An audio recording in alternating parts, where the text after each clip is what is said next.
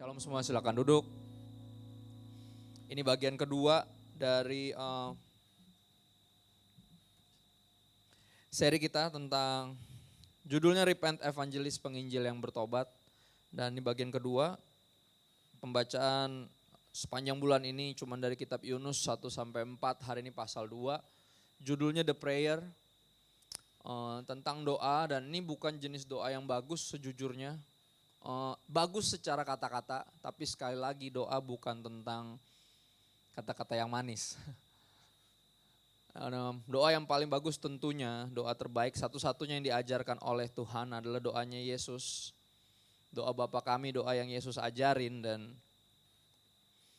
itu kalau bisa dibilang, kalau saya nggak suka sebutnya format, tapi bentuk doa yang paling sesuai seperti yang Tuhan mau tuh itu yang paling benar. Itu yang Tuhan suruh, kapanpun kamu berdoa, berdoalah kayak gini kata Yesus. Whenever you pray, pray like this, our Father in heaven. Ada poin-poinnya dan semuanya intinya untuk memuliakan Tuhan, semua permohonan itu. Tapi di sini kita juga temukan satu doa yang saya bilangnya bisa dibilang fantastis, bombastis, pokoknya gitu. Kata-katanya tuh benar-benar luar biasa banget, saudara. Bukannya isinya bukan kebenaran, isinya kebenaran semua. Tapi sekali lagi ini doa yang benar-benar kalau saudara perhatiin, kalau secara sepintas kayaknya biasa aja, kayaknya bagus doanya, bagus banget doanya, keren banget.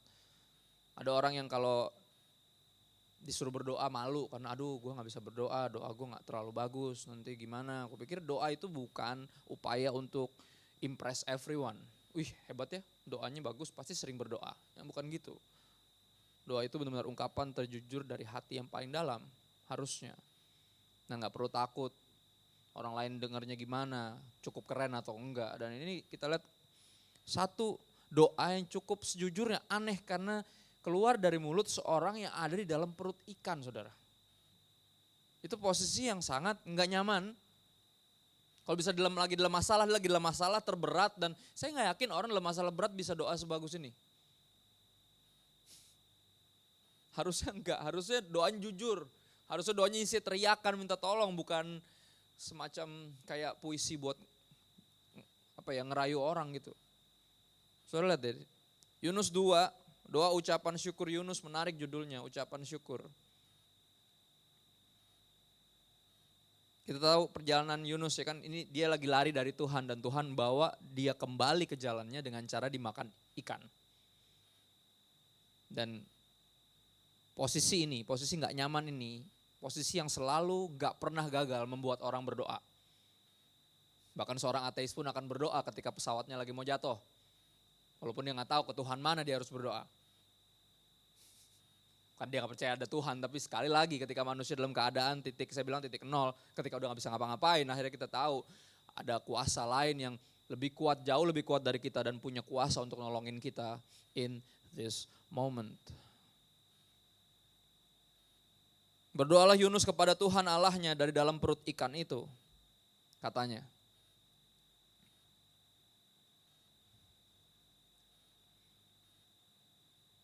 Dalam kesusahanku aku berseru kepada Tuhan. Ini menarik loh saudara. Enggak, saya cuma ingetin minggu lalu. Minggu lalu ketika para orang-orang yang di kapal itu berdoa masing-masing kepada Allahnya, Yunus malah tidur. Padahal dia mengaku sebagai hamba Tuhan yang menyembah Tuhan yang benar, yang menciptakan langit dan bumi, laut dan daratan. Dan dia suruh, orang-orang ini suruh dia berdoa. Berdoa dong ke Tuhan lu, siapa tahu we will find mercy, siapa tahu kita menemukan belas kasih dari Tuhanmu yang katanya menciptakan laut dan daratan. Tapi nampaknya Yunus gak berdoa. Aneh banget. Kenapa gak berdoa? Kenapa orang biasanya gak berdoa, saudara? Karena lagi lari dari Tuhan. Bener gak? Selama kita malu berdoa kepada Tuhan, kita tahu kita lagi lari sejauh-jauhnya dari Dia. Canggung. Gak enak ngomongnya, gak enak minta tolong ya, orang gue lagi lari, masa gue minta tolong?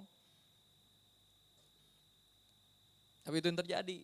Dan Yunus gak berdoa di sepanjang di atas kapal itu. Di pasal 1 kita gak temukan dia berdoa sama sekali ke Tuhan. Padahal orang-orang itu udah memaksa, ayolah, come on man, pray.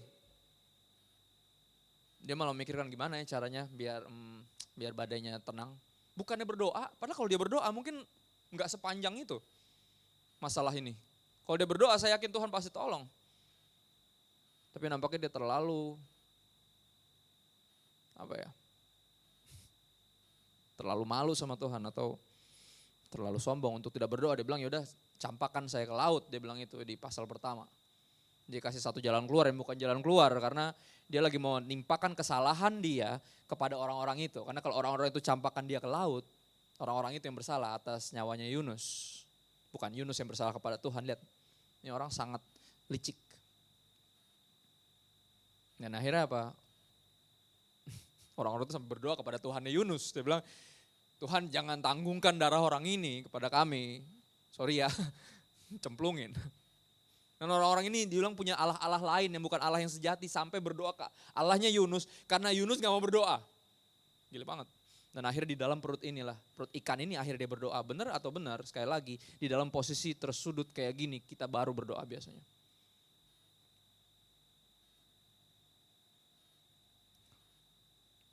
Coba slide-nya boleh munculin. Sebelum kita lanjut saudara. Then, berdoalah Yunus kepada Tuhan Allahnya dari dalam perut ikan itu. Then, baru pada saat itulah. Lihat kan? Kita harus selalu dalam kondisi untuk, nampaknya Tuhan harus mengkondisikan kita dalam keadaan tertentu untuk akhirnya kita berdoa. Untuk akhirnya kita berdoa. Then, baru setelah itu, baru karena kena badai itu kapal hampir karam, baru habis dicemplungin ke laut dan hampir mati tenggelam, tiba-tiba dimakan ikan di dalam perut ikan, baru dia berdoa.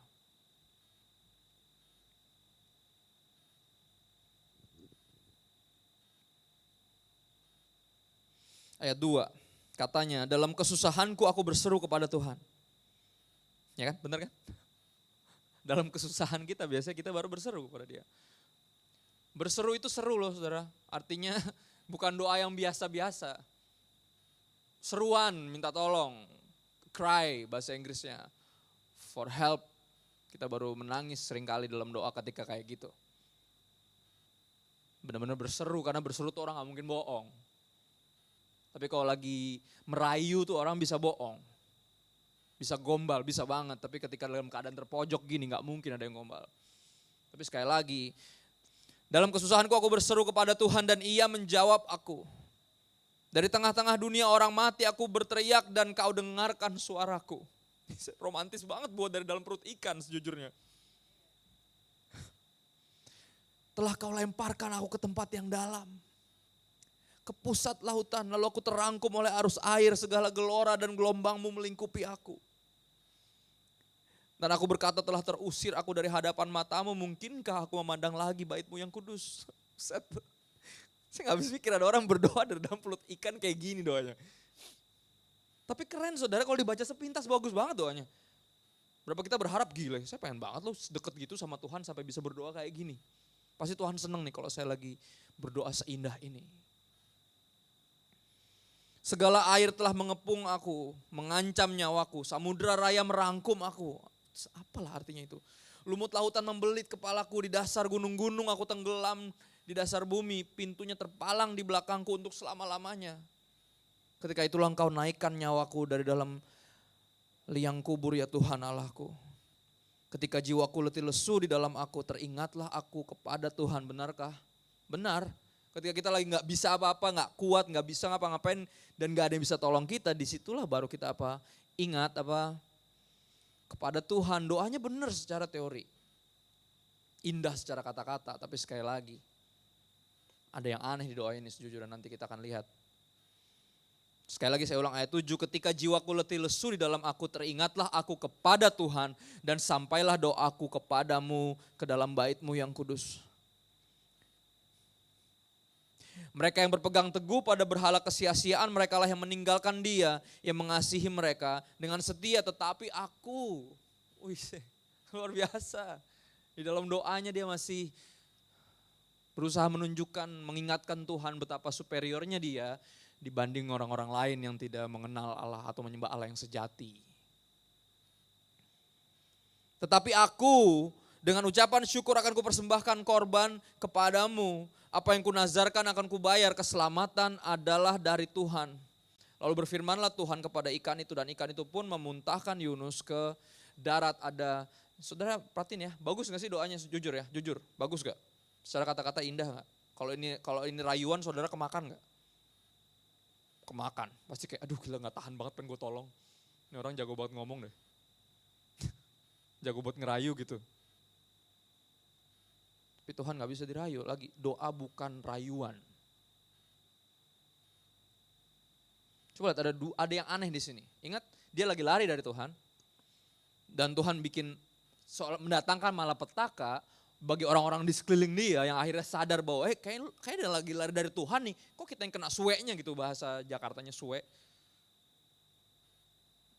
Akhirnya dia ngaku nggak ngaku, akhirnya dia dibuang ke laut dan dimakan ikan. Dan di situ pun gini, bener gak sih orang kalau lari dari Tuhan harusnya pertama kali kalau udah di dalam perut ikan, di dalam masalah biasanya yang pertama, di dalam doa kita. Jujur apa yang akan kita lakukan dalam doa kita? Pertama biasanya kalau kita egois kita langsung minta tolong. Merintah Tuhan untuk tolongin kita kan itu. Tapi kalau kita tahu diri, kita akan yang pertama apa? Say sorry. Ya gak? Tapi mana? Di mana permintaan maafnya? Sama sekali gak ketemu di ayat ini. Di pembacaan ini dalam doa yang sangat indah. Mana dia permintaan maaf? Aneh banget. Beberapa kita lagi dalam masalah, lagi di dalam perut ikan, masalah yang diizinkan sama Tuhan. Dalam kondisi yang lemah dan itu diizinkan sama Tuhan, lagi kena penyakit dan diizinkan sama Tuhan. Dan di dalam situ pun kita masih gak ngeh juga. Yang harus pertama keluar dari mulut kita, Lord I am sorry. Tapi gue salah apa? Nah tadi sekali lagi, self-righteous will always never find kesalahan apa dalam dirinya. Sehingga dia bingung, kenapa gue mesti minta maaf? Hidup-hidup aing, suka-suka aing. Hidup-hidup gue ya suka-suka gue. Dia mau suruh gue ke Niniwe kayak gue lagi pengen ke Tarsis. Duit-duit gue. Lihat gak? Bahkan ketika udah terpuruk sekalipun masih aja gak ngeh itu. Dia yang salah gitu. Karena Tuhan gak mungkin salah saudara. Karena Tuhan gak mungkin salah, biasanya kita orang yang kayak gini biasanya nyalain orang lain. Minggu lalu saya ngomong hal yang saya ulang lagi. Jangan sampai kita terlalu sering nyalain orang. Sehingga semua orang meninggalkan kita, sampai pas kita kena masalah lagi, kita mau nyalain orang udah gak ada dan kita baru sadar ternyata masalahnya selama ini kita. Ternyata kita biang keroknya. Harusnya ada permintaan maaf tapi gak ada di sini. Saya bilangnya it's an just alright, sorry not so sorry prayer, saya bilang gitu. Kayak permintaan maaf yang gak ada bahkan sama sekali, kalaupun ada maaf juga cuman sebatas basa-basi atau terpaksa. Contoh misalnya anak saya 2 badung-badung kayak bapaknya dan mereka sering banget berantem dan biasanya kena pukul sama siapa gitu. Pokoknya itu selalu ganti-gantian tiap hari, pokoknya gak ada yang salah, gak ada yang benar, dua-duanya rusuh. Dan selalu gitu, akhirnya ada yang kena pukul siapa, saya selalu bilang yang satunya, Koko minta maaf sama dedenya. Gak mau, gengsi. Dia sama sekali gak mau minta maaf, yang pertama tuh paling sulit minta maaf. Yang kedua terlalu sering minta maaf, ada kadang kakaknya yang salah dia minta maaf. Dia gak ngerti maksudnya apa. Sorry Koko gitu, padahal dia dipukul. Hebat banget tuh anak yang kedua. Tapi nampaknya dia gak tahu apa yang dia perbuat. Terus saat nanti dia akan tahu. Kakaknya gak pernah, tapi kalaupun saya berhasil memaksa kakaknya untuk minta maaf. Dengan ancaman kalau gak minta maaf masukin gudang nih. Saya senjatanya sekarang masukin gudang. Saudara. Karena itu doang nampaknya yang bisa bikin dia punya waktu untuk berpikir. Enggak, dia gak berpikir sih, cuma teriak-teriak dong, Papa, gak lagi. Gitu. Dia minta maafnya basa-basi banget saudara. Maaf. Udah jelas gak ada tulus-tulusnya bener. Dan sering kali gitu kita punya pertobatan hampir kayak gitu. Serupa dengan itu, sebenarnya gak mau bertobat sih. Sebenarnya gak ngerasa salah-salah amat sih. Tapi udah sorry deh. Kayak gitu mentalnya. Dan Tuhan lihat kayak ya elah. Tobat aja kagak niat-niat bener. Insaf kok kagak insaf-insaf amat gitu loh. Sekedarnya. Ada 2 poin di dalam doa ini yang bisa kita lihat. Yang pertama, dia baru berdoa ketika di dalam perut ikan.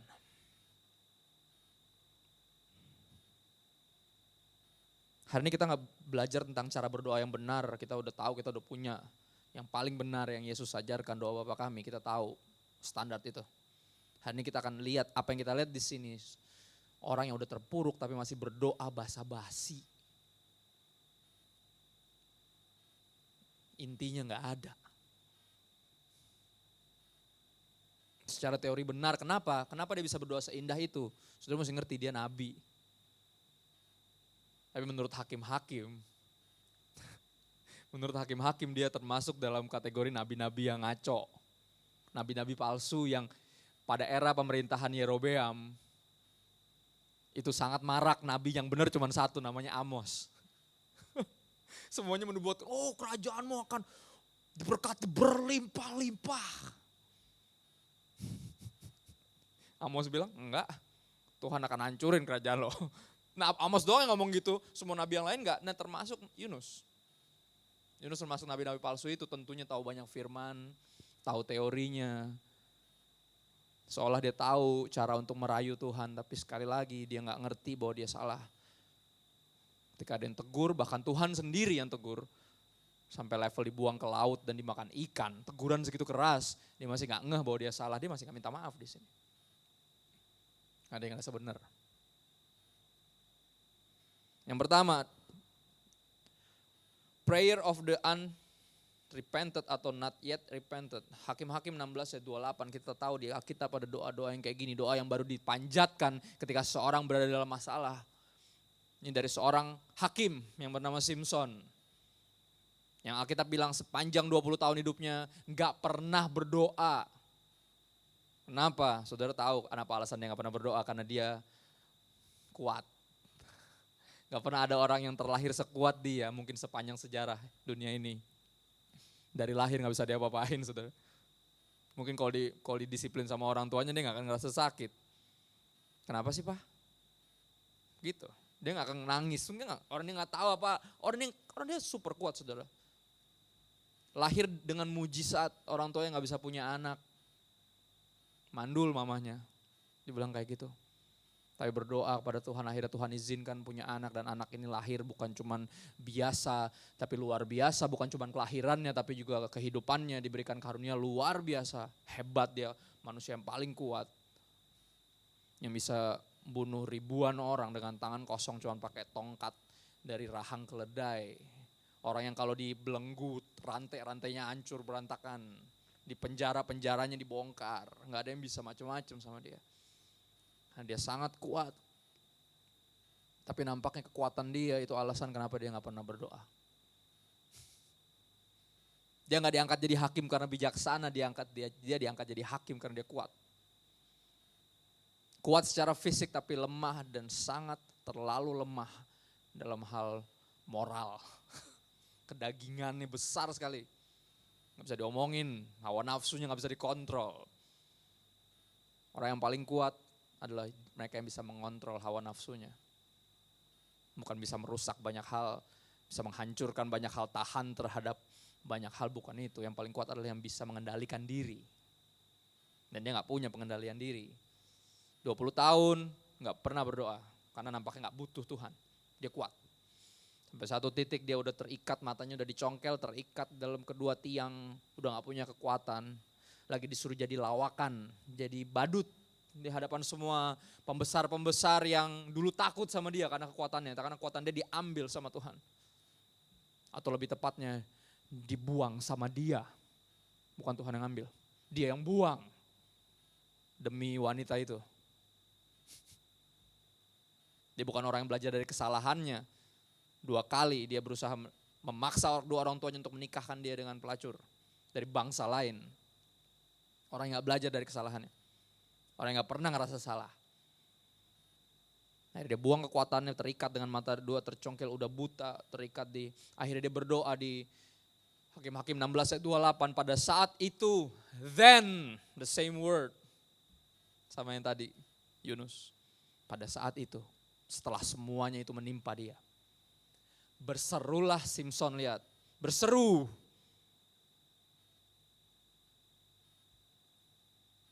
Berserulah Simson kepada Tuhan katanya.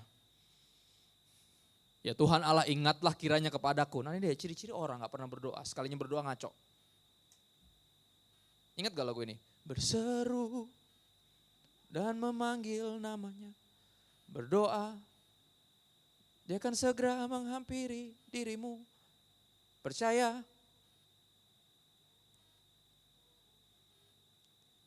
Dia hanya sejauh doa.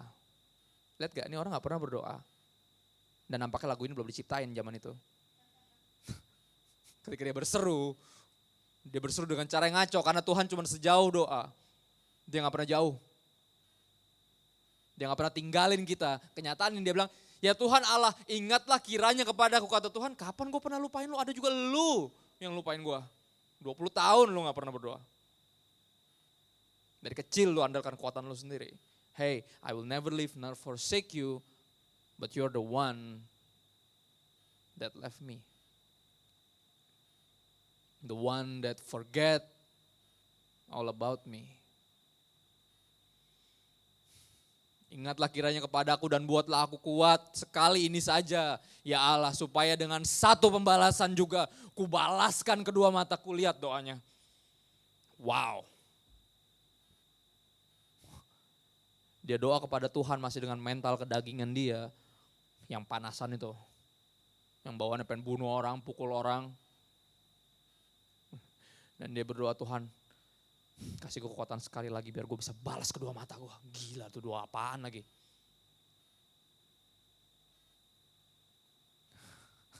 Nggak habis pikir saya ada orang berdoa kayak gini. Dan sekali lagi setiap, dari zaman kecil saya sekolah minggu saya udah curiga nih orang ini gimana caranya jadi jagoan Alkitab.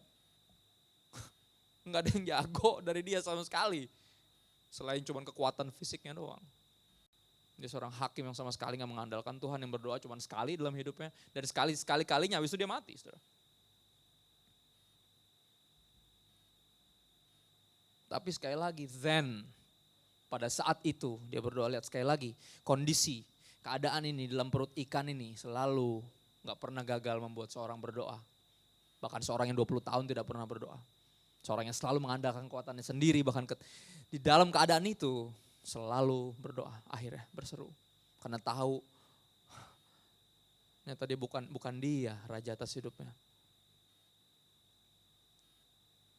Bahwa dia bukan apa-apa tanpa Tuhan. Yang pertama adalah prayer of the unrepented atau not yet repent, orang yang tidak bertobat atau yang belum. Saya berharap belum, bukan tidak. Tapi belum bertobat, belum artinya akan bertobat. Karena ini terjadi, then Yunus berdoa. Pada saat itu dia baru berdoa. Dan yang kedua yang kita lihat di sini adalah prayer of the self-righteous atau prideful. Saudara lihat di ayat tadi. 8. Wow. Gini.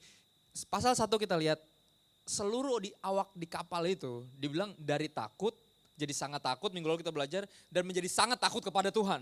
Dan mereka tadi berdoa kepada ilahnya masing-masing, tiba-tiba semua berdoa kepada Allahnya Yunus yang sejati, Allahnya Yunus, mereka berdoa, akhirnya mereka yang bertobat di dalam kapal, Yunus enggak. Ironis. Dan di sini pun dalam doanya dia masih self-righteous. Dia bilang apa ayat 8, saya ulang lagi, mereka yang berpegang teguh pada berhala kesia-siaan. Mereka yang meninggalkan dia. Yang mengasihi mereka dengan setia. Lihat dia tahu, Yunus tahu. Tuhan tuh mengasihi dia dengan setia. Tuhan gak pernah tinggalkan dia. Yang ada juga kita yang ninggalin dia dalam hati saya. Kalau pas saya baca ini kayak ada juga lu yang lagi lari, nyong. Lu ngomongin siapa di sini? Kayak dia ngomongin orang lain di dalam doanya. Tetapi aku, ya kan? Dia masih kerasa benar kan? Bukan gue yang lari, itu orang lain tuh yang nyembah berhala. Saya mah nyembah Allah yang sejati, saya nabinya. Penyambung lidah Tuhan. Hambanya. Tetapi aku dengan ucapan syukur akan kupersembahkan korban kepadamu. Kasar dia ngomong gini, dia berjanji sama Tuhan. Seolah gitu, tapi dia gak minta maaf. Terlalu gengsi. Atau terlalu gak nyadar dia salah. Ya kan biasanya orang kalau habis doa biasanya kalau minta sembuh, kalau sembuh Tuhan nanti aku kan gitu. Ada janji kan? Lucu gak? Dia gak minta maaf tapi janjinya ada. Seolah dia kayak ngelewatin satu bagian yang penting. Permintaan maaf dia kepada Tuhan. Ingat Yesus ngomong gini, kapanpun kamu berdoa, berdoalah kayak gini. Kapanpun loh, Bapa ampunilah kami seperti kami mengampuni orang yang bersalah kepada kami. Lihat gak? Setiap kali kita berdoa kita harus mohon ampun. Oh iya, kenapa? Karena dia gak mungkin salah. Kalau ada yang salah pasti kita. Dan kita gak mungkin gak salah. Kapanpun kau berdoa mohon ampun, kata Tuhan. Dan dia gak minta ampun sama sekali di sini. Malah bikin janji. Tetapi aku, dengan ucapan syukur akan kupersembahkan korban kepadamu, apa yang kunazarkan akan kubayar. Keselamatan adalah dari Tuhan. Lihat, semua teori-teorinya benar banget, yang benar, keselamatan dari Tuhan. Poin nomor 2 ada di slide saya yang kedua. Prayer of the self-righteous or prideful. Di Lukas 18 ayat 11 sampai 12 kita temukan doa jenis ini. Orang Farisi itu berdiri, bacanya apa nih bahasa Inggrisnya? Ostentatiously. Berdiri dengan obviously, dengan sengaja, dengan pamer. Dia berdiri dan berdoa dalam hati. Keren nih saudara. Dalam hati, karena kesombongan terletak di dalam hati. Ya Allah, aku mengucap syukur. Gitu kan, mesti gitu, biar lebih berasa. Ngerti maksudnya? Ya Allah, aku mengucap syukur kepadamu karena aku tidak sama seperti semua orang lain. Wih, aku unik, one of a kind. Bukan perampok, bukan orang lalim, bukan pezina dan bukan juga seperti pemungut cukai. Tuh yang itu tuh, tapi dalam hati. Sinetron Indonesia gitu.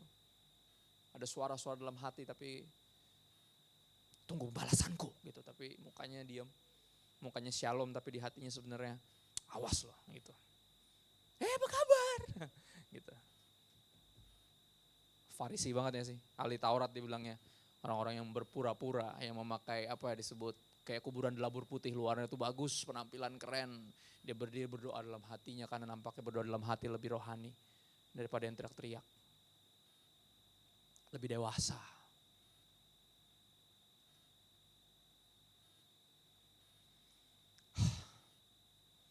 Dan dia jelasin lagi kenapa dia gak kayak pemungut cukai ini.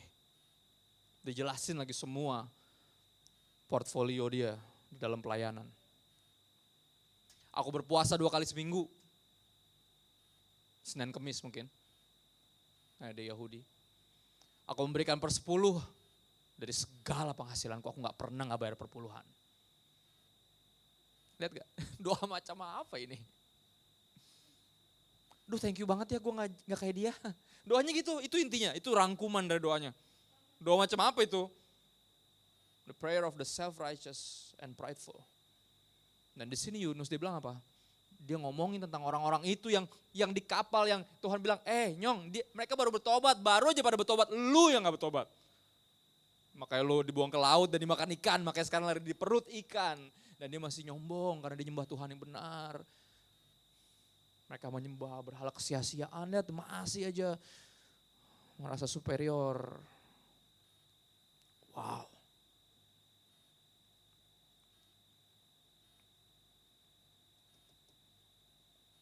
Apapun alasan yang kita pikir kita punya, bisa kita banggakan di hadapan yang maha kuasa. Yang maha kuasa, sekali lagi saya katakan yang maha kuasa. Invalid. Gak berguna. Apapun itu. Dan saya berhenti berdoa kayak gini. Saya berhenti nagih janji Tuhan karena saya udah melakukan banyak hal demi dia. Berhentinya kapan? Di hari ketika dia nanya, di hari pertobatan saya. Tuhan samperin saya, dia nanya, lu bikin ini semua buat siapa? Dia ngomong gitu.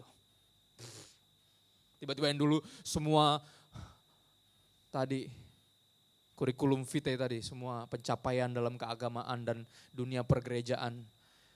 Dan pelayanan dan semua yang dari saya banggain, apa yang udah saya lakukan buat Tuhan tiba-tiba jadi invalid, semuanya jadi, kalau pinjem bahasanya ya saya jadi kain kotor di hadapan Tuhan.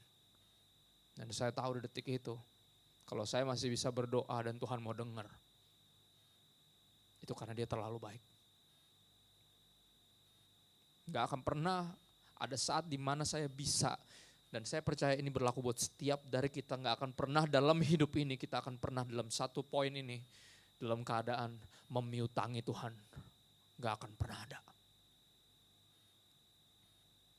Itu ayat yang keluar dari mulut seorang yang bijaksana untuk menggambarkan secara secara berlebihan, peribahasanya apa?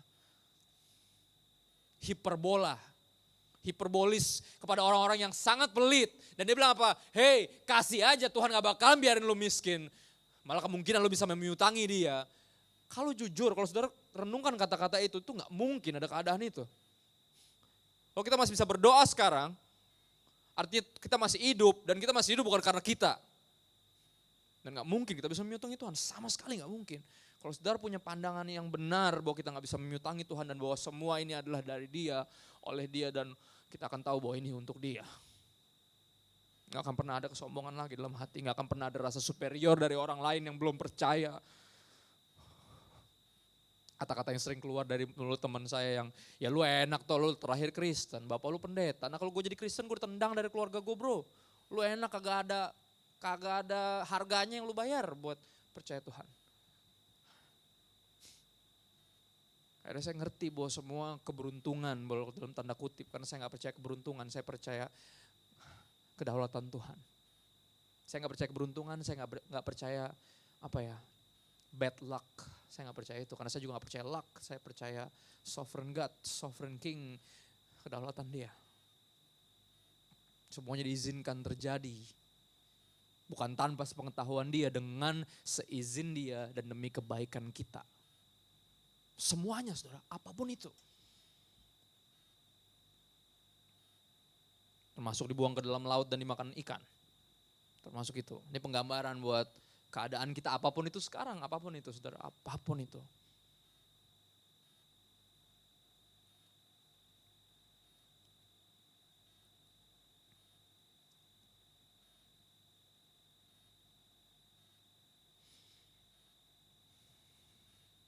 Ketika kita tahu kita gak punya apapun yang bisa kita sombongkan kepada Tuhan. Doa kita gak akan tuntutan kepada sorga. Tapi penyerahan diri. Doa Bapa kami kita tahu semua poinnya itu penyerahan diri. Menyerahkan penghakiman kepada yang berhak, makanya kita mengampuni. Kenapa? Karena kita tahu penghakiman itu haknya Dia. Siapa kita kalau Dia mengampuni semua orang, siapa kita gak ngampunin orang? Penyerahan itu. Minta makanan untuk hari ini, rezeki buat hari ini karena kita tahu semua berasal dari Dia. Penyerahan. Bukan gak punya tabungan, tapi kita gak mau andalkan tabungan kita. Kita mau mengandalkan Dia.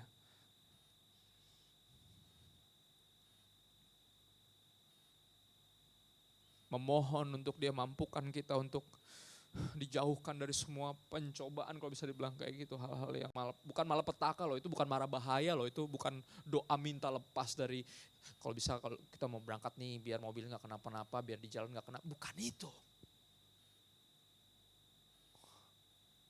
Jangan bawa kami ke dalam pencobaan, lepaskanlah kami dari yang jahat. Bicara apa? Kalau ada hal-hal yang membuat aku menjauh dari Tuhan, please Tuhan, let them go. Release me. Lepaskan aku dari semua itu, berhala dan apapun itu. Lepaskan aku Tuhan, selamatkan, lepaskan aku dari yang jahat. Jauhkan aku dari neraka, itu arahnya maksudnya. Bukan cuma sekedar biar selamat atau bukan doa tolak bala yang jelas. Bukan, semua itu penyerahan kepada Tuhan yang berdaulat untuk mengizinkan apapun terjadi dalam hidup ini. Tapi selama kita masih punya tadi hal yang kita bisa sombongkan, kita ngerasa punya hak buat nuntut sorga. Kayak soal gini, aku kan bayar premi nih tiap bulan ya, jadi ini ke cover dong. Ini Tuhan bukan asuransi.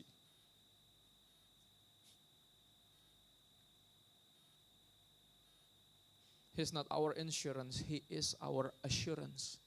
Assurance. Portion forever. Portion forever, gak ada lagi yang kita punya di sorga selain Dia, dan mestinya gak ada yang kita mau di bumi. Cuman Dia.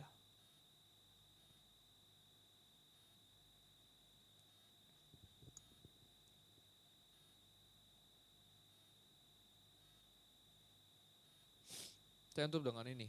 Ada 2 sih penutup saya seperti biasa. Pendeta kalau bilang terakhir artinya cuma bikin jemaatnya melek doang, saudara, bukan. Bukan terakhir. Ada seorang menulis bagus banget, seorang hamba Tuhan yang saya cukup kagum, dia tulis, dia habiskan hampir sebagian besar hidupnya untuk, boleh di next ada di sini namanya Eugene Peterson. Dia berusaha merephrase Alkitab, satu Alkitab, saudara. Dia tulis dalam bahasa yang sangat sehari-hari untuk orang bisa baca. Salah satu pengagum karyanya dari Eugene ini namanya Bono. Bono itu vokalisnya U2, rockstar yang cukup Kristen ternyata, saya juga kaget. Dan dia sangat kagum sama Eugene ini, dan Eugene bahkan gak tahu siapa tuh Bono. Dia terlalu Kristen, dan pernah diajak makan sama Bono, dan dia bilang kayak, aduh gak bisa nih. Saya lagi dalam ngerjain deadline, gila. Terus ada orang wawancara, orang gila mana yang menolak ajakan makan dari seorang rockstar dunia bernama Bono. It's Bono, dia bilang gitu kan. Yang wawancara bilang gitu, tapi itu Bono. Kata Eugene, tapi ini Yesaya. Dia lagi nerjemahin Yesaya, saudara. It's Bono, I know but it's Isaiah. Dia bilang gitu, it was Isaiah yang membuat saya menolak Bono, kata dia. Menarik orang ini, sangat sederhana, udah tua banget, saudara. Rambutnya putih semua, terus ngomong tuh jalan tuh gemeteran. Saya kalau dengar kesaksian dari orang-orang yang kayak gini, orang-orang yang hidup benar-benar intim sama Tuhan. Gak penuh kesombongan sama sekali, walaupun dia punya reputasi. Saudara gini, semua terjemahan ini kerjasama dari banyak orang. Dia rephrase, dia paraphrase Alkitab sendirian.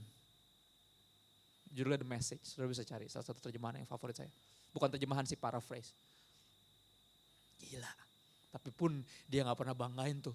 Tuhan, it's me Eugene, you know, the one that wrote the message.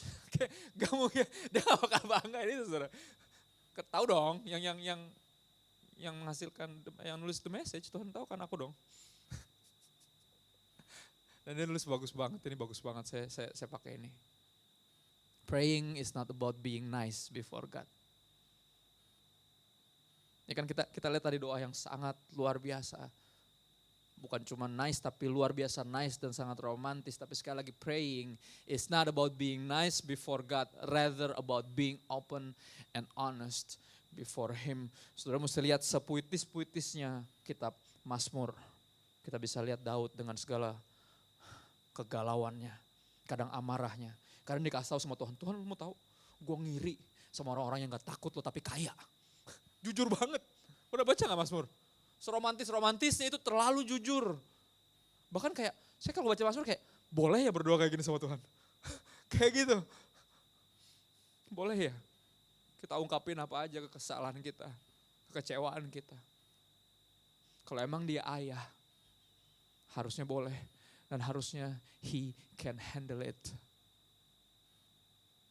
Ketika saya ragu, saya bukan gak berdoa, justru saya semakin dalam berdoa. Tuhan, saya ragu. Ini.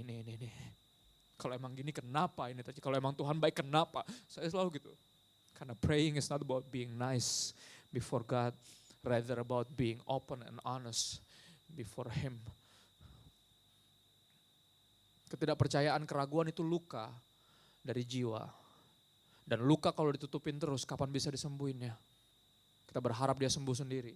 Semakin ditutup lama-lama bahasa, gak tahu bahasa apaan Indonesia, mungkin bonyok, saudara tahu gak? Kalau dibuka malu. Tapi kalau gak dibuka gak bisa disembuhin. Kita terbuka buat itu. Karena kita tahu, bukan Tuhan gak tahu kita terluka. Ya kan ketika lagi pakai, gini kan orang bisa lihat kita lagi luka. Tapi doa bukan kasih tau, gue luka loh, bukan itu. Doa itu bukan pamer. Doa itu kita terbuka biar bisa ditolong. Biar bisa disembuhin. Dan kalau kita gak jujur, kita gak bisa terbuka. Sekali lagi, Walaupun Tuhan tahu, tapi dia sangat menghargai. Sangat mengharapkan keterbukaan dari kita. Karena ketika kita terbuka hati kita lagi jujur dalam mode sejujur-jujurnya, dan kejujuran itu yang Tuhan suka.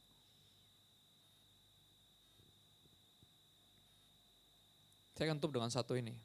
Mungkin ini gak nyambung dari pembahasan ini, tapi saya tadi malam diketuk untuk baca ayat ini. Dari malam saya bagiin juga di tempat lain dengan tema khotbah yang lain. Tapi ayat ini sangat powerful saudara untuk menjawab semua kita. Karena seringkali masih ada yang oke, gue udah tahu, oke. Tapi kenapa gue ada di dalam perut ikan ini? Masih pertanyaannya itu, kenapa Tuhan izinkan saya sakit? Kenapa Tuhan izinkan saya ditipu? Kenapa Tuhan izinkan saya bangkrut? Kenapa Tuhan izinkan saya mungkin berada dalam penjara? Kenapa Tuhan izinkan saya ada di dalam masalah ini, dalam penderitaan ini? Dan ini jawaban buat siapapun yang bertanya. Bonus, ini bonus. Filipi 3 ayat 10.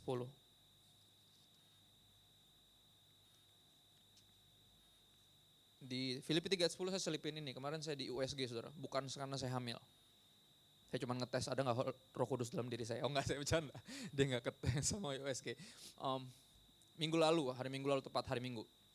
Saya ke WC, terus saya buang air kecil dan warnanya sangat keruh. Dan saya kaget, hampir kayak darah. Saya kaget sekali, sangat kaget. Itu minggu lalu, tapi saya diem. Saya gak kasih tahu istri saya karena takut dia panik dan segala macam. Saya pikir kurang minum kali. Kadang kalau kurang minum kita suka gitu kan, keruh warnanya. Saya minum sebanyak-banyaknya sepanjang seminggu dan no problem. Baik-baik lagi, gak ada masalah apa-apa. Tiba-tiba sampai saya makan keluarga kemarin hari apa ya. Tiba-tiba pergi makan keluarga kemana dan tiba-tiba pas mau sesi terakhir. Biasa sesi wajib dari semua pertemuan adalah foto bareng saudara. Di foto bareng itu sekitar 2 menit tiba-tiba saya rasain nyeri yang kayak ngilu, kayak cenut-cenut gitu. Kayak orang pusing tapi di sini. Pinggir sini saya. Saya tahu nih bentuk-bentuknya deket-deket kandung kemih. Saya tahu nih, aduh ini apaan nih. Nyut-nyutan gitu, berhenti, nyut kayak aduh apaan nih sakit. Saya diam lagi, sekali lagi masih foto dengan upaya senyum walaupun lagi nyut-nyutan. Sepanjang 2 menit tuh nyut-nyutan gak jelas terus hilang. Saya pikir udah gak apa-apa, saya minum banyak lagi. Seperti sepanjang seminggu itu, mungkin seminggu ini minum terbanyak saya sepanjang hidup saya mungkin ya. Saya minum lagi dan pikir udah gak ada masalah. Besok paginya saya bangun dan no problem. Saya memutuskan kayaknya udah mulai sakit-sakit gini. Sekali lagi saya berdoa dengan jujur karena nampaknya selama ini saya berdoa terlalu banyak tadi. Karena tahu banyak ayat, kutip-kutip kata Tuhan, doa lu kopas deh. Tahu kopas, copy paste. Tuhan bilang gak usah sosok ingetin ayat deh, itu gue yang nulis, gue juga tahu. Gue pengen jujur dari hati lo. Dan saya pengen berdoa tuh pagi-pagi tuh. Pengen sosok romantis lagi sama Tuhan karena udah mulai sakit kan. Bisa di situ terus tiba-tiba saudara, nih nggak bohong, tiba-tiba nyeri, setengah mati di sini. Kayak orang sakit mah tapi di belakang sini. Sakit sampai hampir setengah jam. Saya di situ saya berdoa, udah nggak pakai mikir lagi, ngomong mikir romantis, mikir ayat nggak pakai. Yang pertama saya bilang saya minta maaf. Itu yang pertama saya lakukan karena saya lagi belajarin Yunus. Saya tahu dia nggak minta maaf. Saya nggak mau mengulang kesalahan dia di dalam doanya yang indah itu. Dan saya gak mau pakai indah-indah, saya doa sejujur-jujurnya. Saya memohon dari hati saya yang paling dalam, mungkin itu doa yang paling intim sepanjang saya hidup.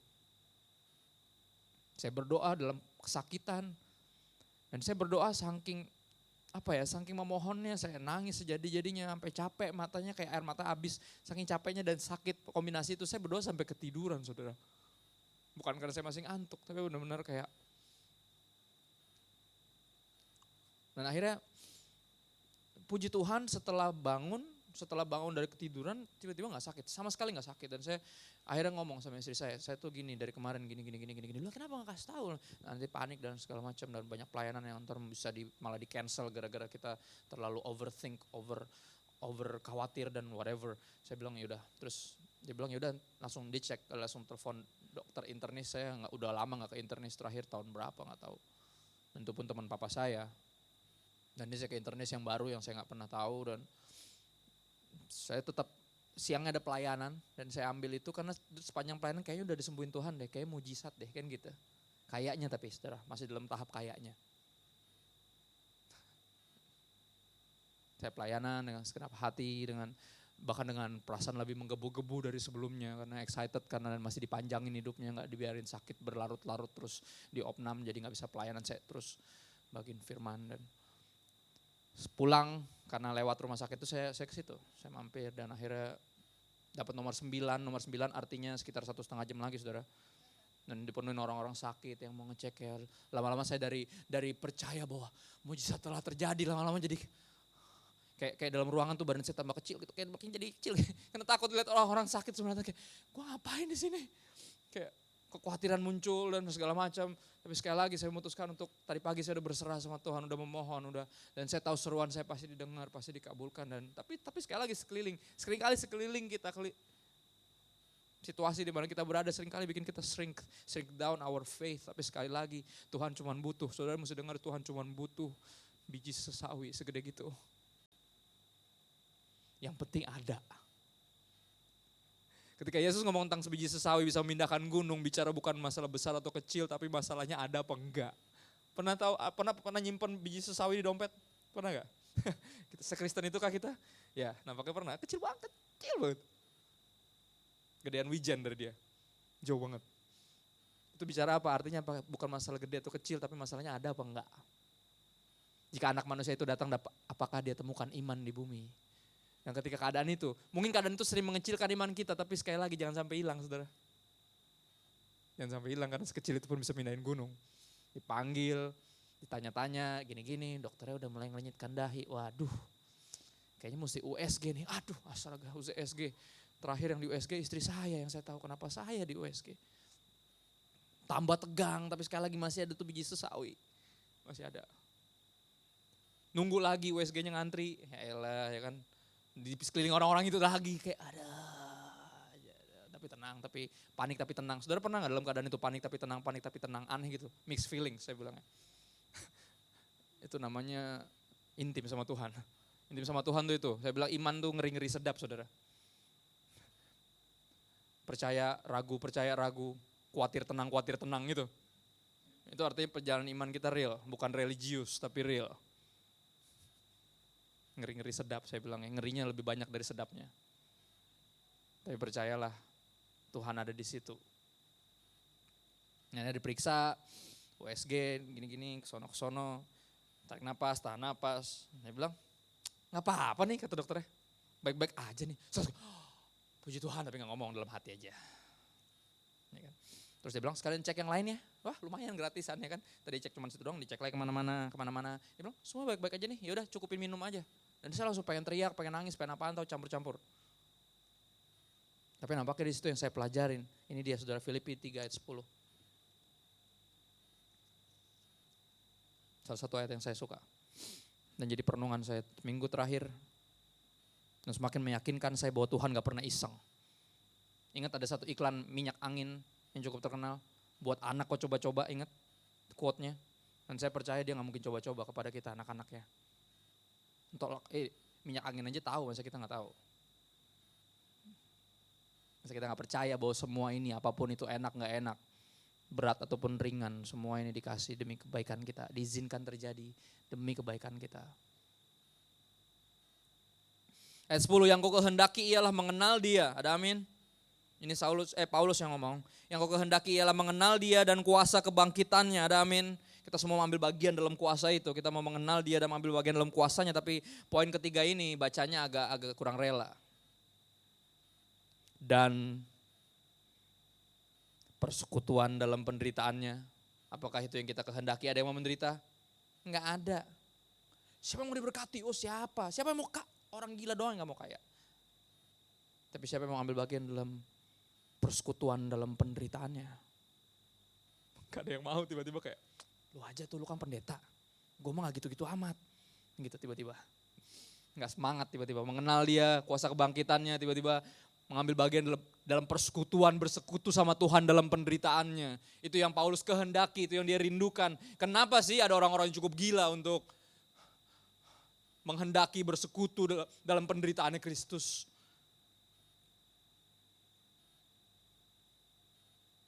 Artinya apa? Nggak ada jaminan. Dengar saudara, ini nggak ada jaminan. Sekali lagi saya ulang, nggak ada jaminan bahwa ikut Yesus semua baik-baik saja. Nggak ada jaminan itu. Nggak ada jaminan bahwa kita nggak akan menderita. Sebaliknya penderitaan akan datang dan sering kali datang. Penderitaan Kristus di kayu salib bukan artinya kita jadi nggak menderita gara-gara dia udah ambil penderitaan kita. Penderitaan Kristus di kayu salib, tujuan Kristus menderita di kayu salib biar ketika kita menderita, saudara dengerin ini, biar ketika kita menderita, kita menjadi apa? Ada di sini, ada di ayat ini. Di mana aku menjadi serupa dengan dia dalam kematiannya. Tujuannya apa? Proses itu. Supaya aku akhirnya beroleh kebangkitan dari antara orang mati. Dimuliakan itu bahasanya. Bahasa Alkitabnya. Artinya sepanjang hidup ini kita akan diproses. Kita akan seringkali rasanya dibiarkan menderita. Tapi dalam penderitaan itu sekali lagi Kristus menderita bukan biar kita gak menderita. Tapi Kristus menderita supaya kalau kita menderita, ketika kita menderita, kita menjadi sama seperti dia. Kita menjadi sama seperti dia dan itu bukankah itu tujuan dari pengenalan akan dia. Bukankah itu tujuan dari kuasa itu tinggal di dalam diri kita. Namely Roh Kudus namanya, Roh Kudus. Mengenal dia lewat firman-Nya. Dia membukakan dirinya. Persekutuan dalam kuasa kebangkitan ada di sini Roh Kudus. Dan persekutuan dalam penderitaan, jangan pernah lupa itu penting. Penting karena di dalam penderitaan itu kita lagi dijadikan serupa sama dia. Pelan-pelan. Di dalam penderitaan kita akhirnya berdoa dengan sungguh bukan pura-pura. Dengan tulus bukan modus. Di situ. Dan kalau sudah lagi dalam perut ikan sekarang, sekali lagi penggambaran. Please jangan berdoa kayak Yunus. Berdoa yang jujur, berseru. Berseru. Percaya bahwa dia cuma sejauh doa. Dan kalau dia tahu isi hati kita, doa bukan upaya kita ngingetin Tuhan. Tapi doa adalah upaya kita ngingetin diri bahwa kita bukan Tuhan. Ini akan saya simpan. Untuk ingetin saya betapa rapuhnya saya. Betapa rapuhnya manusia. Cuman kurang minum doang. Berantakan. Saudara mesti dengar kurang minum aja problem. Apalagi kurang doa saudara. Coba deh pikirin sendiri. Dan mungkin ini teguran juga buat gereja kita. Mungkin kita kurang berdoa. Nampaknya sebulan sekali gak cukup. Nampaknya beberapa orang tiap minggu berdoa gak cukup. Nampaknya semua masih berdoa.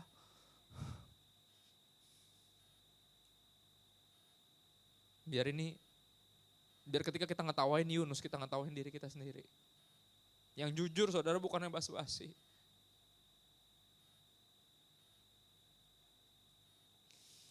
Repent evangelis, maksudnya kita penginjil-penginjil yang bertobat. Karena ketika lagi baca Yunus kita bisa ketawain dia, tapi biar ketawa itu buat diri kita sendiri. Yang kita ambil bagian untuk bertobat. Yuk kita berdoa.